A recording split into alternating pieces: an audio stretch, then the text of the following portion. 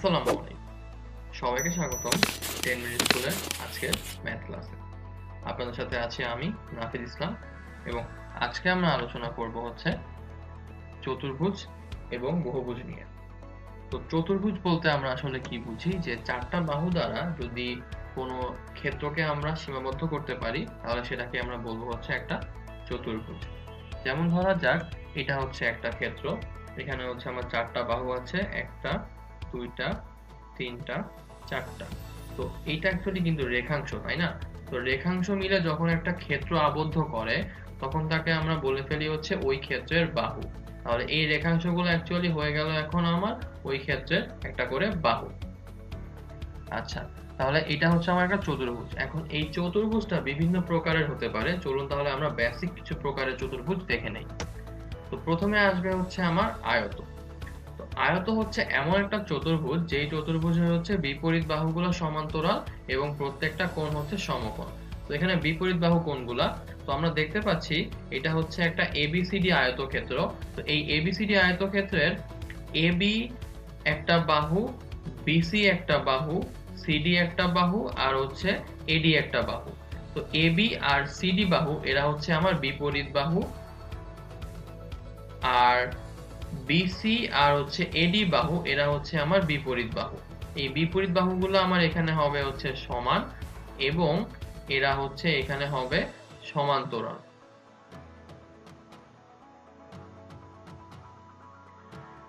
আবার আরো একটা জিনিস আছে, সেটা হচ্ছে এই আয়তক্ষেত্রের এই যে এখানে চারটা কোণ উৎপন্ন হলো, এই একটা কোণ, এই একটা কোণ, এই একটা কোণ আর এই একটা কোণ, এই চারটা কোণই হচ্ছে প্রত্যেকটাই 90 ডিগ্রি করে, অর্থাৎ প্রত্যেকটা কোণই আমার এখানে সমকোণ। আর আয়তক্ষেত্রের কৌণিক বাহু বিন্দুগুলা যে এ আর সি, আবার বি এবং ডি, এদেরকে যদি আমি যোগ করে দেই তাহলে আমি দুইটা কর্ণ পাবো। এই কর্ণ দুইটা হচ্ছে আমার এসি আর হচ্ছে বিডি। যদি কোনো চতুর্ভুজ আয়ত হয় তাহলে এর কর্ণ দুইটাও সমান হবে, তার মানে হচ্ছে এসি ইজ ইকুয়াল টু আমার বিডি হবে। এবং সেই কর্ণগুলা যে বিন্দুতে ছেদ করবে, ধরা যাক তারা ও বিন্দুতে ছেদ করলো, তাহলে তারা ও বিন্দুতে আসলে সমদ্বিখণ্ডিত হয়। তার মানে আমি বলতে পারি এও ইজ ইকুয়াল টু ওসি, আবার বলতে পারি হচ্ছে ও বি ইজ ইকুয়াল টু হচ্ছে আমার ওডি। ওকে, এবার আসি হচ্ছে আমরা অন্য একটা চতুর্ভুজের ক্ষেত্রে, যেটাকে আমরা বলি হচ্ছে সামান্তরিক। তো সামান্তরিকের ক্ষেত্রে এটা আয়তের মতোই, খালি পার্থক্য হচ্ছে শুধুমাত্র বিপরীত বাহুগুলো সমান এবং সমান্তরাল। অর্থাৎ আমি যদি বলি এ বি সি ডি একটা হচ্ছে আমার সামান্তরিক, তার মানে আমরা আসলে বলতে পারছি যে A B is equal to CD আর হচ্ছে AD is equal to BC, আর এবি সমান্তরাল হচ্ছে সিডি আর হচ্ছে আমি বলতে পারবো এডি সমান্তরাল হচ্ছে বিসি। এখানেও যদি আমি কৌণিক বিন্দুগুলোকে যোগ করে দেই তাহলে হচ্ছে এসি আর হচ্ছে বিডি দুইটা আমি কর্ণ পাবো, এবং এই কর্ণগুলা যদি ও বিন্দুতে ছেদ করে তাহলে আমি এখানেও বলতে পারবো এও ইজ ইকুয়াল টু ওসি হবে আর বিও ইজ ইকুয়াল টু ওডি হবে, অর্থাৎ কর্ণগুলা তাদের ছেদবিন্দুতে আসলে সমদ্বিখণ্ডিত হবে। কিন্তু এখানে শুধুমাত্র বলতে পারছি না যেটা, সেটা হচ্ছে এই যে কোণগুলা, এই কোণগুলা কিন্তু এখানে সমকোণ না। ওকে, তাহলে আমরা সামান্তরিকটা বুঝে ফেললাম। এবার আমরা শিখবো হচ্ছে বর্গ নিয়ে। তো বর্গ হচ্ছে এমন একটা চতুর্ভুজ যেই চতুর্ভুজের প্রত্যেকটা বাহুই সমান, বিপরীত বাহুগুলো সমান্তরাল এবং প্রত্যেকটা কোণ সমকোণ। অর্থাৎ আমি যদি বলি এবিসিডি আমার এখানে হচ্ছে একটা বর্গ, তাহলে আমি বলতে পারি যে AB is equal to BC is equal to CD is equal to AD, অর্থাৎ সবগুলো বাহু সমান। আমি যদি কৌণিক বিন্দুগুলো যোগ করে দেই তাহলে আমি হচ্ছে এসি আর হচ্ছে বিডি কর্ণ পাবো। এই কর্ণ দুইটাও আসলে তখন সমান হয়ে যাবে। এই কর্ণগুলো যদি ও বিন্দুতে ছেদ করে তাহলে আমি বলতে পারি যে তারা AO is equal to OC হবে, আবার BO is equal to OD হবে এখানেও। এবং এখানে আরো একটা মজার ব্যাপার হচ্ছে যে কর্ণগুলা যেই বিন্দুতে ছেদ করে সেই বিন্দুতে তারা অ্যাকচুয়ালি সমকোণে সমদ্বিখণ্ডিত হয়, তার মানে তারা সমদ্বিখণ্ডিত হবে এবং এই অ্যাঙ্গেলগুলা আমার হবে প্রত্যেকটা 90 ডিগ্রি করে। আর এমনিতে বর্গের কিন্তু এই প্রত্যেকটা অ্যাঙ্গেল 90 ডিগ্রি, এটা 90 ডিগ্রি, এটাও 90 ডিগ্রি, এটাও 90 ডিগ্রি, আবার হচ্ছে এটাও আমার 90 ডিগ্রি। আচ্ছা, তাহলে আমরা কিন্তু বলতে পারি যে বর্গের এই যে অ্যাঙ্গেলটা, এই অ্যাঙ্গেলটা আসলে আমার 45 ডিগ্রি, এই অ্যাঙ্গেলটাও হচ্ছে আমার 45 ডিগ্রি। কারণ কর্ণগুলা সমান, তারা সমদ্বিখণ্ডিত হলে তারাও সমান হবে, তার মানে হচ্ছে এই বাহু ইজ ইকুয়াল টু এই বাহু। তাহলে আমি বলতে পারি এ ও বি এই ত্রিভুজটা অ্যাকচুয়ালি একটা সমকোণী সমদ্বিবাহু ত্রিভুজ।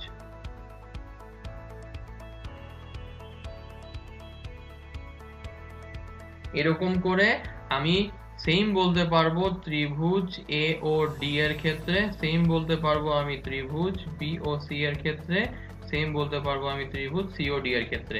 এই চারটা ত্রিভুজই আমার হবে সমকোণী সমদ্বিবাহু ত্রিভুজ, যেহেতু আমার এবিসিডি একটা বর্গ হচ্ছে।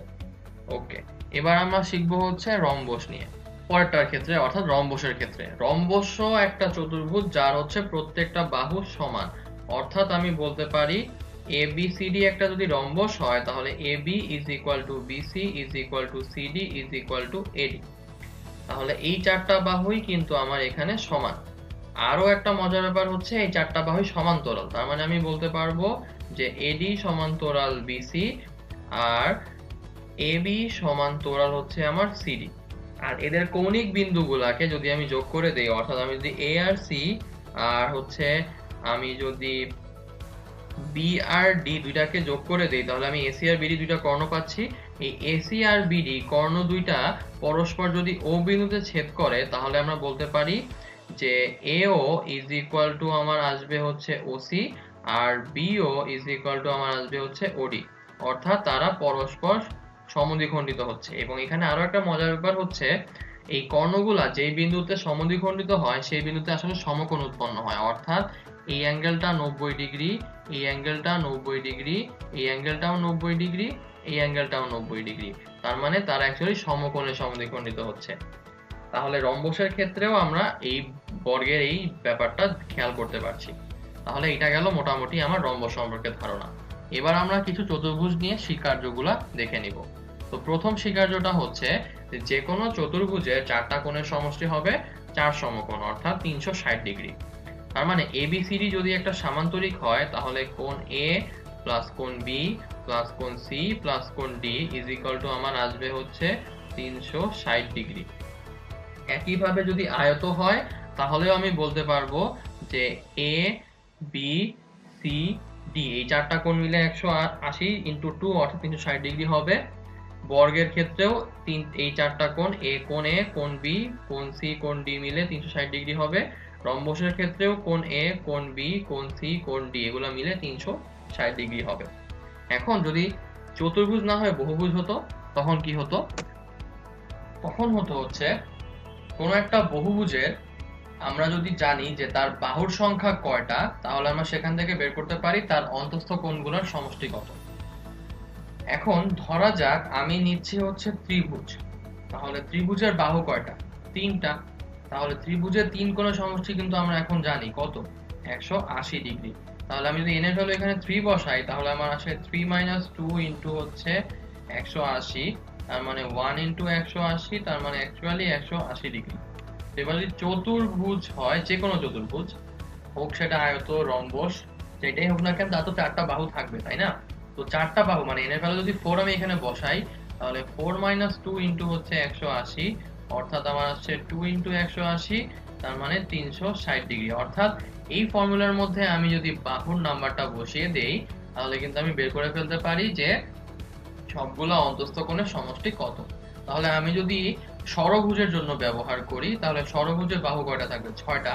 তাহলে 6 বসাবো n এর ভ্যালু, তার মানে আসবে 6 - 2 ইন্টু হচ্ছে 180, তাহলে হচ্ছে 4 ইন্টু হচ্ছে 180 ডিগ্রি, তার মানে আমার অ্যান্সার হচ্ছে 720 ডিগ্রি। তাহলে ষড়ভুজের জন্য আমার 6টা কোণের সমষ্টি আসবে অ্যাকচুয়ালি 720 ডিগ্রি। ওকে, এখন যদি আমাকে বলে যে এই বহুভুজগুলার অন্তস্থ কোণের ভ্যালুটা কত, মানে হচ্ছে এই যে এই অ্যাঙ্গেলগুলা এই অ্যাঙ্গেলগুলা এই অ্যাঙ্গেলগুলার ভ্যালুটা কত। এখন এটা যদি একরকম বহুভুজ হয় তাহলে তো একরকম হবে, কিন্তু যদি সুষম বহুভুজ হয়, যেমন সুষম যদি ত্রিভুজ হয় মানে হচ্ছে তিনটা বাহুই সমান এবং তিনটা কোণই সমান, তাহলে সেই ক্ষেত্রে ত্রিভুজটা হয় সমবাহু ত্রিভুজ। তাহলে প্রত্যেকটা অ্যাঙ্গেলের ভ্যালু কত হয়? 60 ডিগ্রি। আর যদি আমার চারটা কোণই সমান হয় তাহলে সেই ক্ষেত্রে চতুর্ভুজের ক্ষেত্রে প্রত্যেকটা অ্যাঙ্গেলের ভ্যালু কত হয়? 90 ডিগ্রি। তাহলে একইভাবে সুষম ষড়ভুজের ক্ষেত্রে প্রত্যেকটা অ্যাঙ্গেলের ভ্যালু কত আসবে? 720 ডিভাইডেড বাই 6, অর্থাৎ তখন আসবে হচ্ছে 120 ডিগ্রি। যদি সুষম পঞ্চভুজের ক্ষেত্রে ব্যবহার করি তাহলে কত আসবে? তাহলে হচ্ছে সুষম পঞ্চভুজের জন্য আমার আগে এইটার ভ্যালু বের করতে হবে, তারপর করতে হবে, তাই না? কিন্তু না, আমরা কিন্তু এটা একটা শর্টকাটেও ব্যবহার করতে পারি। কিভাবে? তো শর্টকাটটা হচ্ছে বহুভুজের অন্তস্থ কোণ is equal two n-2/n into 180। তো আমি যদি পঞ্চভুজের ক্ষেত্রে বের করতে চাই তাহলে 5-2/5 ইনটু হচ্ছে 180, তার মানে হচ্ছে 3/5 ইনটু 180, তার মানে হচ্ছে 108 ডিগ্রি। তাহলে সুষম পঞ্চভুজের ক্ষেত্রে এই অ্যাঙ্গেলগুলার ভ্যালু আসবে হচ্ছে 108 ডিগ্রি করে। অর্থাৎ আমি তখন টোটাল পাঁচটা কোণ বা n সংখ্যক কোণের ভ্যালু বের করে n এর মান দিয়ে ভাগ না করে ডিরেক্ট কিন্তু এই ফর্মুলা দিয়ে ব্যবহার করে ফেলতে পারি। এটা কিন্তু অ্যাকচুয়ালি সেই কাজটাই করছে। n-2 ইনটু 180 মানে কি? সবগুলা কোণ এর সমষ্টি ডিভাইডেড বাই n। তো এই ফর্মুলার মধ্যে বসায় আমি একবারই করে ফেলতে পারি যে প্রত্যেকটা সুষম বহুভুজের অন্তস্থ কোণগুলোর ভ্যালু কত হবে। পয়েন্ট টু বি নোটেড, এটা কিন্তু সুষম হতে হবে। সুষম না হলে কিন্তু এই ফর্মুলা অ্যাপ্লিকেবল না। তাহলে এবার আমরা পরেরটা চলে যাই। পরের স্বীকার্যটা হচ্ছে ক্ষেত্রফল। তো যদি আয়ত হয়, আয়তের ক্ষেত্রফলটা হচ্ছে দৈর্ঘ্য গুণন প্রস্থ। অর্থাৎ এইটা যদি একটা আয়তক্ষেত্র হয়, এটা হচ্ছে তার দৈর্ঘ্য, মানে বড় লেন্থটা তার দৈর্ঘ্য আর ছোট লেন্থটা হচ্ছে তার প্রস্থ। তার ক্ষেত্রফলটা হবে এই দৈর্ঘ্য গুণন হচ্ছে প্রস্থ। যদি সেটা বর্গ হয় তাহলেও কিন্তু দৈর্ঘ্য গুণন প্রস্থ, তবে পার্থক্যটা হচ্ছে এখানে একটা বাহুর দৈর্ঘ্যই তো সবগুলোর জন্য সেম, তাই না? তাহলে আমরা বলতে পারি যে এই বাহুগুলা, এই বাহু গুণন এই বাহু, তার মানে দৈর্ঘ্য গুণন প্রস্থ করলে অ্যাকচুয়ালি কি এক বাহু দৈর্ঘ্য দুইবার গুণ করছি না? এই কারণে আমরা বলি হচ্ছে বর্গের ক্ষেত্রে ক্ষেত্রফলটা হচ্ছে এক বাহুর দৈর্ঘ্য স্কয়ার। সামান্তরিকের ক্ষেত্রে আমার ক্ষেত্রফলটা হচ্ছে সামান্তরিকের ভূমি ইনটু হচ্ছে এই সামান্তরিকের উচ্চতা। তার মানে আমি যদি ধরে নিই এটা হচ্ছে ভূমি আর এটা হচ্ছে উচ্চতা, তাহলে সামান্তরিক ক্ষেত্রফল হচ্ছে ভূমি গুণন উচ্চতা। আর রম্বসের ক্ষেত্রে আমরা হচ্ছে কোনো কিছুই ধার ধারি না, আমরা ডিরেক্ট হচ্ছে বের করি কর্ণদ্বার দৈর্ঘ্য কত। যদি কর্ণটা দৈর্ঘ্য বের করে ফেলতে পারি তাহলে হাফ ইনটু কর্ণ দুইটার গুণফল হচ্ছে আমার রম্বসের ক্ষেত্রফল। তো এবার আমরা শিখবো হচ্ছে পরিসীমা। তো পরিসীমা যদি বের করতে চাই, আয়তক্ষেত্রের পরিসীমাটা হবে 2 ইনটু দৈর্ঘ্য যোগ প্রস্থ। তো এই দৈর্ঘ্য যোগ প্রস্থ এটা কেন হলো? কারণ আয়তক্ষেত্রের বা যে কোনো ক্ষেত্রের পরিসীমা মানে হচ্ছে তার চারপাশের দৈর্ঘ্যটা। তো একটা আয়তক্ষেত্রের চারিদিকে কয়টা দৈর্ঘ্য থাকে? এই হচ্ছে একটা দৈর্ঘ্য, এই হচ্ছে একটা দৈর্ঘ্য, এই হচ্ছে একটা দৈর্ঘ্য, এই হচ্ছে একটা দৈর্ঘ্য। এর মধ্যে এই বড়টাকে আমরা অ্যাকচুয়ালি বলে নেই হচ্ছে দৈর্ঘ্য, আর এই ছোটটাকে আমরা অ্যাকচুয়ালি বলে নেই হচ্ছে প্রস্থ। তাহলে এরকম দৈর্ঘ্য আছে কয়টা? দুইটা, তাহলে 2 ইনটু দৈর্ঘ্য। এরকম প্রস্থ আছে কয়টা? দুইটা, তাহলে 2 ইনটু প্রস্থ। দুইটা যোগ করে দিলে অ্যাকচুয়ালি আসে 2 ইনটু দৈর্ঘ্য যোগ প্রস্থ। একইভাবে যখন আমরা বর্গের ক্ষেত্রে পরিসীমা বের করি তখন অ্যাকচুয়ালি কি হয়? প্রত্যেকটা বাহুর দৈর্ঘ্য তো সমান। তাহলে আমরা অ্যাকচুয়ালি চারবার একই বাহুর দৈর্ঘ্যকে যোগ করলে কি পরিসীমা এখানে পেয়ে যাব। এই কারণে বর্গের ক্ষেত্রে পরিসীমা হচ্ছে 4 ইনটু এক বাহুর দৈর্ঘ্য। সামান্তরিকের ক্ষেত্রে পরিসীমাটা হচ্ছে 2 ইনটু সন্নিহিত বাহুর যোগফল। এটাও কিন্তু এই 2 ইনটু দৈর্ঘ্য যোগ প্রস্থের মধ্যে। কিভাবে? সামান্তরিকের ক্ষেত্রে কিন্তু আমার দৈর্ঘ্য প্রস্থ ওভাবে নাই, এই একটা বাহু এই একটা বাহু, এদের একটা কি সাধারণ শীর্ষবিন্দু আছে না? এই কারণে এরা হচ্ছে সন্নিহিত বাহু। এদের যোগফল যদি আমি বের করি তাহলে সামান্তরিকের ক্ষেত্রে আমরা কি জানি যে বিপরীত বাহুগুলা সমান এবং সমান্তরাল। তাহলে এইটার বিপরীত বাহু হচ্ছে এইটা, তার মানে এইটার দৈর্ঘ্য আর এটার দৈর্ঘ্য সেম। আবার এইটার বিপরীত বাহু হচ্ছে এইটা, তার মানে এইটার দৈর্ঘ্য আর এটার দৈর্ঘ্য সেম। তাহলে এই দুইটার দৈর্ঘ্য বের করে যোগ করে দিয়ে যদি ডাবল করে দেই তাহলে এই দুইটার দৈর্ঘ্য হয়ে যাবে না?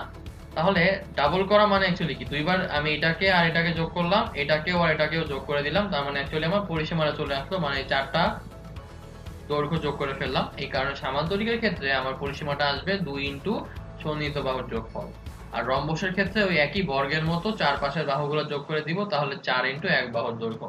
তাহলে মোটামুটি আমার এই স্বীকার্যটা হয়ে গেল। এবার আমরা হচ্ছে কয়েকটা প্রশ্ন সলভ করব। তাহলে চলুন শুরু করে ফেলি। প্রথম প্রশ্নটা হচ্ছে, একটা বর্গাকার বাগানের ক্ষেত্রফল হচ্ছে 2025 বর্গমিটার। এখন আমাকে হচ্ছে এই বর্গাকার বাগানের চারিদিকে বেড়া দিতে হবে। তো আমাকে এখন বের করতে হবে এই বর্গাকার বাগানের চারিদিকে যদি আমি বেড়াটা দেই, তাহলে সেই বেড়াটার দৈর্ঘ্যটা কত আসবে। তো আমরা ধরে নেই এইটা হচ্ছে আমার একটা বর্গাকার বাগান। তো এই বর্গাকার বাগানের আমি হচ্ছে এই পাশ, এই পাশ, এই পাশ, এই পাশ চারিদিকেই হচ্ছে বেড়া দিব। তার মানে কি, অ্যাকচুয়ালি আমি এর পরিসীমা বরাবর বেড়াটা দিচ্ছি। তাহলে আমার বেড়াটা হবে হচ্ছে এরকম একটা বেড়া। তো এখন তাহলে আমি এটা পরিসীমা বের করলে কি আমার বের হয়ে যাচ্ছে না কত মিটারের বেড়া দিব। তাহলে এর দৈর্ঘ্য ইনটু প্রস্থ করলে ক্ষেত্রফল পাবো, কিন্তু এটা তো বর্গাকার বাগান, তাই না? তার মানে এক বাহুর দৈর্ঘ্য স্কয়ার করলেই আমি ক্ষেত্রফলটা পেয়ে যাচ্ছি। তাহলে আমাকে দেওয়া আছে হচ্ছে ক্ষেত্রফল 2025 বর্গমিটার, এটাকে আমি রুট করে দিব। রুট ওভার 2025 যদি আমি করি, তাহলে আমি পাচ্ছি হচ্ছে 45। সেখান থেকে আমি পেলাম এক বাহু হচ্ছে 45 মিটার। তাহলে বাগানটার বেড়া কত লাগবে, এটাকে 4 গুণ করে দিব। তাহলে আমার বেড়া লাগবে হচ্ছে 4 ইন্টু 45 মিটার, তার মানে হচ্ছে 180 মিটার। সুতরাং বেড়া অ্যাকচুয়ালি এত মিটারই প্রয়োজন। তাহলে এবার আমরা হচ্ছে পরের প্রশ্নে চলে যাই। পরের প্রশ্নে বলেছে একটা বর্গাকার বাগানের ক্ষেত্রফল একই আগের মতোই 2025 বর্গমিটার, এর মাঝ বরাবর 2 মিটার চওড়া একটা রাস্তা আছে। আমাকে বের করতে হবে রাস্তার চারিদিকে যদি আমি বেড়াটা দেই, তাহলে বেড়াটা কত মিটার লাগবে। তাহলে এবারও আমি আগের মতো একটা বর্গাকার বাগান নিয়ে নিলাম। এখন এই বাগানের মাঝখান দিয়ে আমি 2 মিটার চওড়া একটা রাস্তাও দিয়ে দিচ্ছি। তাহলে এবার যদি আমি ভালো মতো খেয়াল করি, তাহলে কিন্তু আমি দেখতে পাচ্ছি যে এই রাস্তাটার যদি চারিদিকে আমি বেড়া দেই, তাহলে বেড়াটা অ্যাকচুয়ালি কোন বরাবর আসবে। এইখানে একটা বেড়া আসবে আর এইখানে একটা বেড়া আসবে। তার মানে এই দৈর্ঘ্য এর সমান একটা বেড়া হবে, এই দৈর্ঘ্যের সমান একটা বেড়া হবে।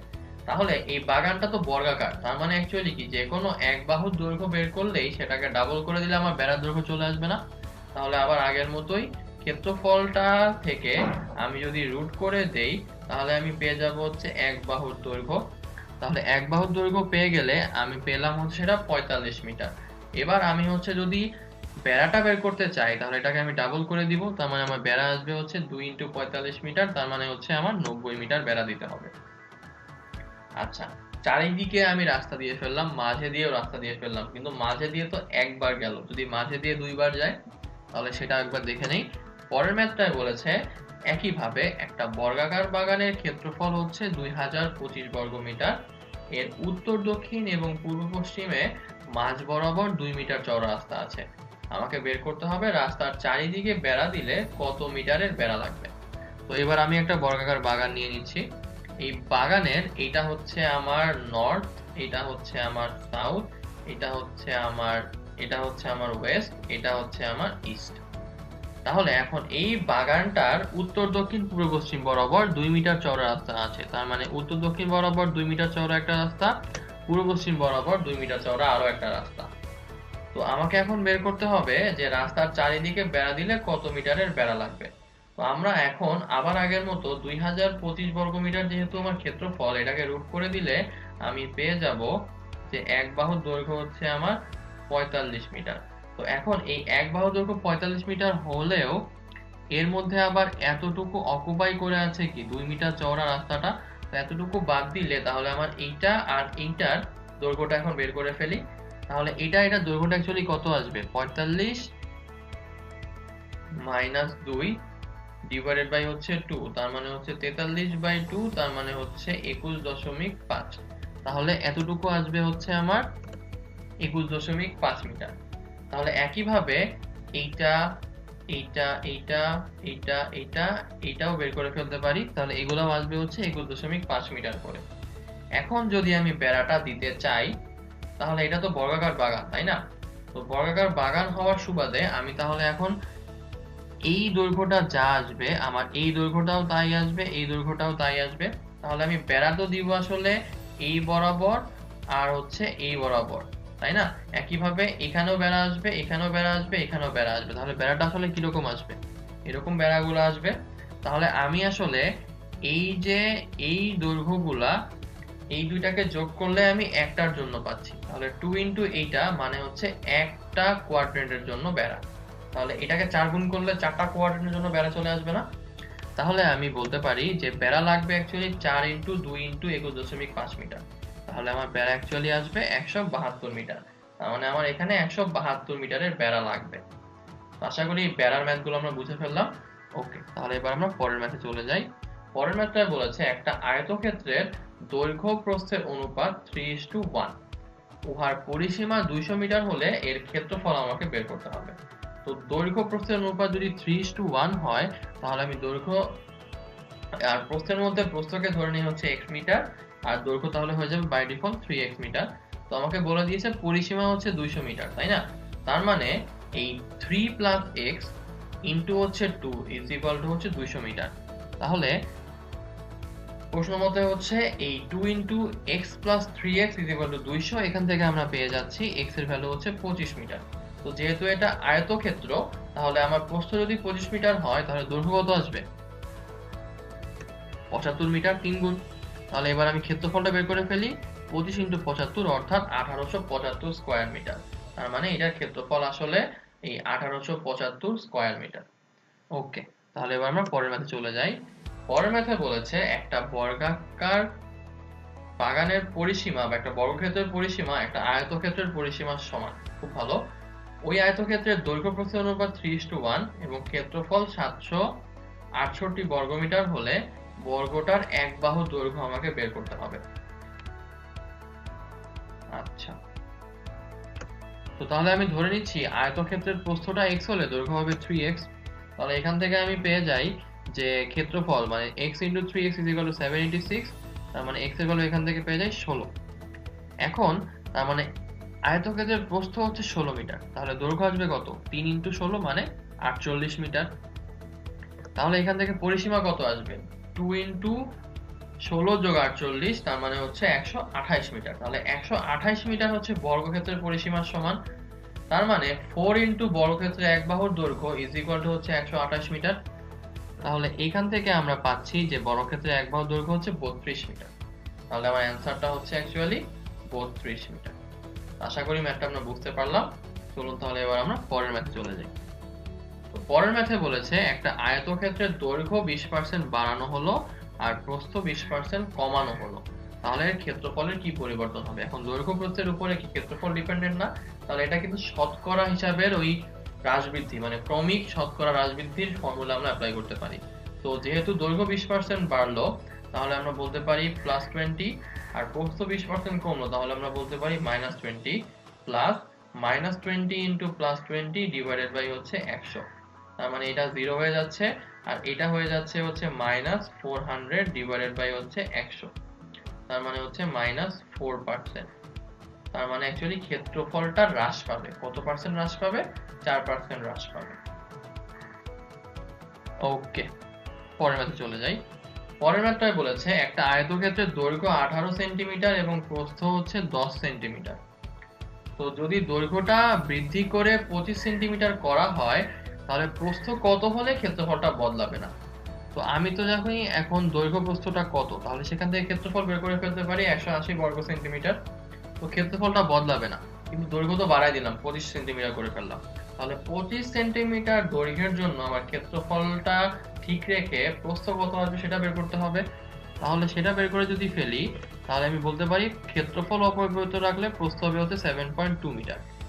তাহলে প্রস্থটা আমার 7.2 মিটার হয়ে গেল। তাহলে প্রস্থের পরিবর্তনটা কত? আগে ছিল হচ্ছে 10 সেন্টিমিটার, এখন হয়ে গেল 7.2 সেন্টিমিটার। তার মানে প্রস্থ কতটুকু কমাতে হচ্ছে আমাকে? 2.8 সেন্টিমিটার। তার মানে প্রস্থর এই 2.8 সেন্টিমিটার কমায় ফেললে আমার ক্ষেত্রফলটা অপরিবর্তিত থাকবে। ওকে, তাহলে এবার আমরা পরেরটায় চলে যাই। এখন এই ম্যাথটায় আমাকে বলেছে যে একটা আয়তক্ষেত্রের এই বিসি বাহু হচ্ছে 12 মিটার আর এসি কর্ণ হচ্ছে 13 মিটার। আমাকে বের করতে বলেছে আয়তক্ষেত্রটার ক্ষেত্রফল কত। এখন আমরা তো জানি যে একটা আয়তক্ষেত্রের প্রত্যেকটা কোণই 90 ডিগ্রি। তাহলে এইটাকে আমরা বলে নিতে পারি না এবিসি একটা সমকোণী ত্রিভুজ। তাহলে এবিসি যদি সমকোণী ত্রিভুজ হয় তাহলে এসি হয়ে যাবে সেটার অতিভুজ, আর সি কে যদি সূক্ষ্মকোণ ধরে নেই তাহলে আমি বলতে পারি বিসি হচ্ছে ভূমি আর এবি হচ্ছে আমার লম্ব। তাহলে আমি তো ভূমি জানি 12, অতিভুজ জানি 13, তাহলে লম্ব কত আসবে √13 স্কয়ার মাইনাস 12 স্কয়ার, তার মানে হচ্ছে 5। তার মানে এবি বাহু হচ্ছে 5। তাহলে এখন এবি বাহু জানি, বিসি বাহু জানি, তার মানে আমি এখন দৈর্ঘ্য প্রস্থ জানি না। তাহলে এই আয়তক্ষেত্রের ক্ষেত্রফলটা কত আসবে? 5 × 12 অর্থাৎ 60 স্কয়ার মিটার। আশা করি ম্যাথটা আমরা বুঝে ফেললাম। চলুন তাহলে এবার আমরা পরেরটায় চলে যাই। পরের ম্যাথে বলেছে একটা রম্বসের দুইটা কর্ণ যথাক্রমে 8 সেন্টিমিটার এবং 9 সেন্টিমিটার। আমাকে বের করতে হবে রম্বসটার সমান বর্গটার ক্ষেত্রফল কত। তাহলে একটা রম্বসের কর্ণ যেহেতু আমি জানি, তাহলে রম্বসটার ক্ষেত্রফল যেটা হবে বর্গটারও কি সেম পরিমাণ ক্ষেত্রফল হবে না? তাহলে আমি যদি হাফ ইন্টু হচ্ছে কর্ণদ্বয়ের গুণফল করি তাহলে আমি পাচ্ছি হচ্ছে হাফ ইন্টু হচ্ছে 72, তার মানে 36।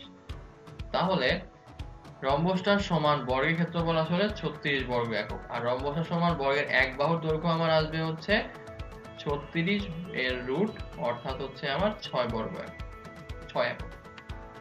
ওকে, পরেরটায় বলেছে একটা বর্গের কর্ণ হচ্ছে 6√2 একক। তাহলে উহার ক্ষেত্রফলটা আমাকে বের করতে হবে।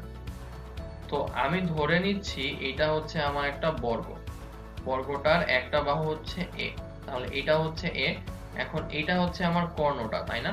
তাহলে আমি যদি ধরে নিই এটা হচ্ছে 90 ডিগ্রি, আমরা তো জানি এটা 90 ডিগ্রি, তাহলে এই ত্রিভুজটা আমার কি হবে? একটা সমকোণী ত্রিভুজ হবে।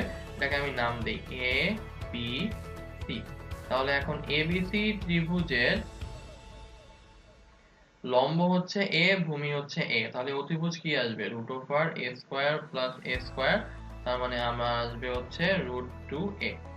তাহলে এটা অতিভুজ হলেও এটা কি আবার বর্গের কর্ণ না? তার মানে আমরা বলতে পারি বর্গের কর্ণ ইজ ইকুয়াল টু অলওয়েজ আমার a√2, যেখানে এটা হচ্ছে এক বাহুর দৈর্ঘ্য। তো এখানে বলেছে একটা বর্গের কর্ণ হচ্ছে 6√2, তাহলে তার ক্ষেত্রফল আমাকে বের করতে হবে। তাহলে আমি বলতে পারি a√2 ইজ ইকুয়াল টু 6√2, তার মানে a ইজ ইকুয়াল টু 6। তাহলে তার এক বাহুর দৈর্ঘ্য হচ্ছে 6 একক। তাহলে ক্ষেত্রফলটা কত আসবে? 6 স্কয়ার অর্থাৎ 36 বর্গ একক। আশা করি ম্যাথটা আমরা বুঝতে পারলাম।